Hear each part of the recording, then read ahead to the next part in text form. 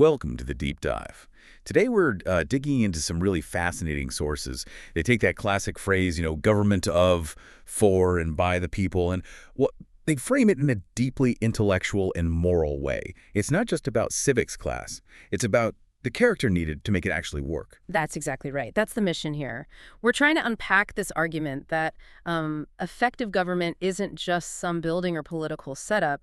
It has to be an extension, really, of the people's moral best, their highest qualities. We'll be looking at how theology, history, and current political struggles all connect to this idea. I like that focus. Morality is the engine, not just a rule book. Yeah. So let's break down those three parts straight away. What's the difference our sources draw between government of, for, and by the people? Well, they see it as a kind of continuum. Government of the people is about that foundation, the character, the integrity. It has to come from the people themselves. Then government for the people. That's about who it serves. The idea is universal service to all of humanity, no matter their background. And by the people. That sounds more active. Exactly. That's the participation part. It implies constant intellectual and moral engagement from everyone. If you pull one of those legs out, the whole thing kind of wobbles, right? It falls into corruption or just doesn't work. Okay, let's start with that foundation, government of the people. The sources paint this picture that the government, the institution itself, is basically just a mirror. It reflects the character, specifically the best character of the people it represents. It's not the White House creating integrity. It's the people choosing someone who already has it. That's the crux of it, yeah. Yeah. The material really emphasizes that humans are created with this sort of inherent moral blueprint. We're given principles like integrity, ethics, logic, a moral vision kind of built in. Those intangibles you mentioned. Yes. And those are what need to organize community life, city life, national life. Before the politics, really. If individuals lack these things, well, the government they form will inevitably lack them too. It's not exactly a new thought, of course. The sources mention that old philosopher's line, "The most noble cause is the good of the people." Serving the collective good, that's the highest duty. It's a pretty simple, powerful idea. And you can see why it resonates across different traditions. Our sources link it directly to major faith teachings, don't they? They do, yeah. They show it's not just tied to one scripture. You look at the New Testament, Jesus saying, "Do unto others as you would have them do unto you," the golden rule. Or Prophet Muhammad teaching believers to want for their brother what they want for themselves. It's the same core idea, that what you want the best for yourself, you have to ethically extend that wish, that action to everyone else in the community. So it sounds like the premise here is that politics should almost be like the applied science of morality. Not some separate game. Precisely. If we're focused on cultivating the best within ourselves, that naturally flows into better laws, better service for everyone. And this internal moral compass then points outward towards government for the people. That framework for universal human service. This comes through really strongly in the Quran, specifically Surah 49, Ayah 13. Yes. I remember the sources highlighting the exact wording there. Right. It starts, "O mankind, Ya Nas," not "O Muslims" or "O Christians" or any specific group. It's addressing everyone.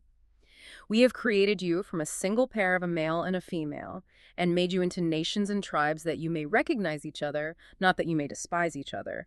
The message is fundamentally universal from the get-go. Which immediately changes how you might think about religion, doesn't it? Instead of a divider, it's presented as a tool, something to bring out the best in everyone for everyone's benefit. Absolutely. Now, that single pair idea, male and female, the sources argue this points to a necessary balance in society. Think of it like a right hand and a left hand. Both intelligent, both needed, but they have complementary roles or functions. And the sources define these functions, not strictly as like rigid gender roles, but as societal attributes. Yeah. Like there's the thinking, recalling, logical function.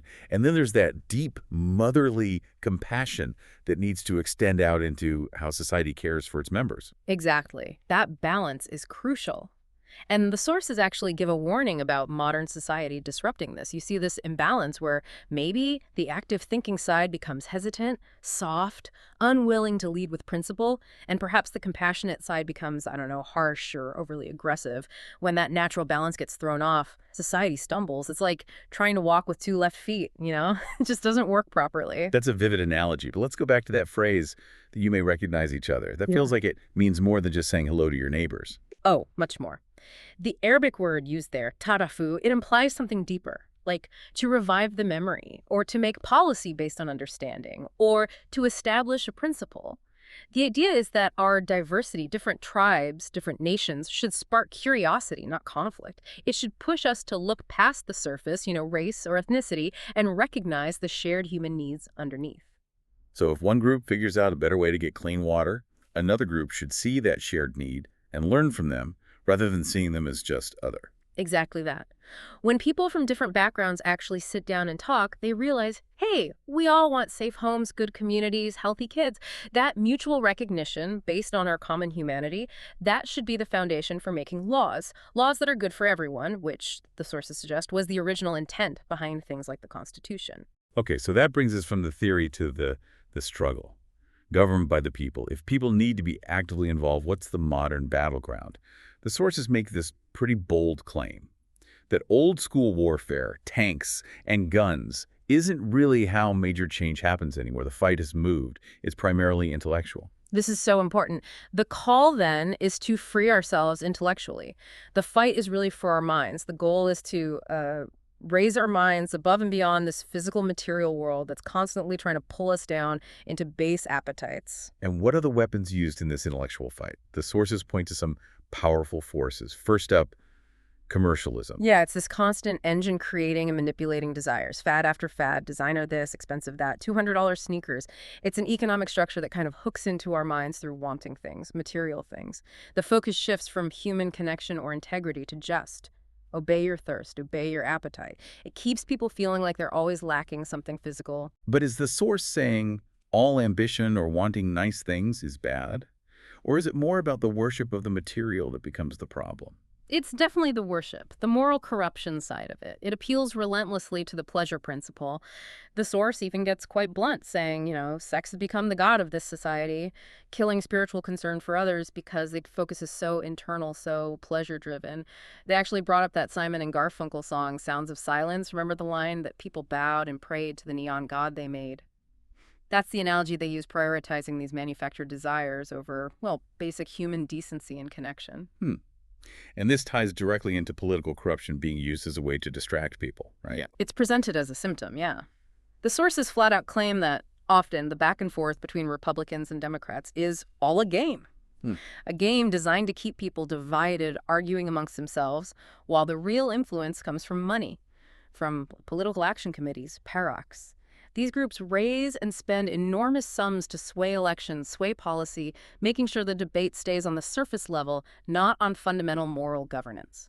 So the people's fight is really to hold on to their own moral compass, intellectually, to not get swept away. Yes.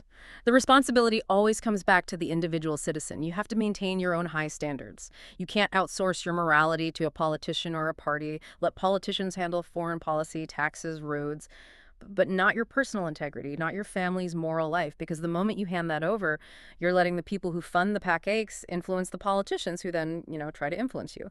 It's a cycle. Let's look at maybe the most potent example of this intellectual warfare. Manipulating foundational stories.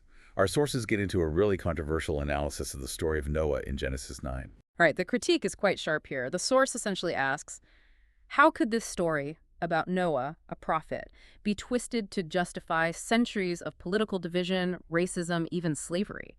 The claim is that interpretations focusing on a supposed curse on Ham, often linked to people of African descent, weren't divine truth, but were political tools used to spread lies and maintain control over people. So it's arguing these interpretations actually created racism rather than just reflecting some ancient reality. And then the source digs into the language of another part of that story, the bit about Japheth, also linked to Europeans, and Shem, linked to Semitic peoples. Yes, they analyze the Hebrew in the phrase where God will supposedly enlarge Japheth, allowing him to dwell in the tents of Shem. The source's linguistic argument is that the key word used there, patha, doesn't really mean physical or geographical expansion like another word, rail, might. They argue it implies something more like psychological influence, seduction almost. Okay. So the controversial conclusion presented is that this passage was historically interpreted to signify European peoples coming under the psychological and political sway of Zionism.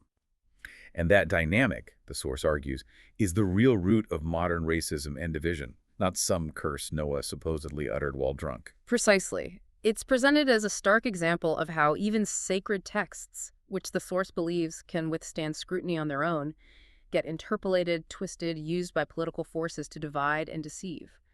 It underlines that the real battle is maintaining intellectual honesty against those who misuse history and faith. Which brings us back to applying those high standards actively. If the fight is intellectual and just going through religious motions isn't the whole picture, what does fighting in the way of truth, what's often called jihad, actually involve, according to these sources? It means applying knowledge and wisdom actively, in every field. That's why one of the names for God is Lord of all systems of knowledge, Alamin. That includes physics, biology, politics, medicine, economics, all of it. Religion isn't meant to be passive. It's the active infusion of morality into all these systems. So our own intellect, guided by morality, becomes the primary tool, the weapon, even, for positive change. The human race itself is the key weapon, or perhaps the key solution. The approach advocated is dealing with global leaders, whether in Russia, China, Saudi Arabia, Mexico, wherever, based on shared human ground. Shared concerns like clean water, good education, basic health. Moving beyond just power politics, force, or economic leverage, and appealing to our common humanity. The goal being that every nation works for the best for its own people, but also ensures that global resources benefit all of humanity. Exactly. And that requires seeing some fundamental truths differently, that religion isn't ultimately about being Muslim, Christian, or Jew first. We are all human first. Different, yes, for recognition, like the verse said, but fundamentally the same in our design and our core needs. Truth, morality, these are universal. They have to be the bedrock of politics and society, not shifting sands. And that connects to that final, really interesting concept the sources mentioned, coessentiality. Is that right? Using those divine attributes we supposedly have within us, like being seekers of truth, seekers of peace, using those for the benefit, the profit of human society as a whole. It's about activating our best moral nature to make the system serve us, not our lower appetites. Right. The sources suggest that if the same spirit that drove people to fight for freedom in the past, say in the American Revolution or the Civil Rights Movement, if that spirit is still alive, then today it needs to be channeled, not into physical conflict, but into the hard work, the demanding work of intellectual and moral application across the board. So the final takeaway for you, the listener, really boils down to this. True. Successful government only happens when the people hold on to their own high moral standards, and when they actively use their intellect to apply those standards everywhere in life. You can't just delegate your integrity to someone else, to a party or a leader. You have to consciously resist being ruled by manufactured desires, by commercialism, by political games, or by twisted histories. So if the most effective way to create change now is through this intellectual and moral high ground rather than physical force, what's the one high moral standard you feel responsible for holding on to and actively using today? How can that make our systems work better, more honestly, for everyone? That's definitely something to mull over until our next deep dive.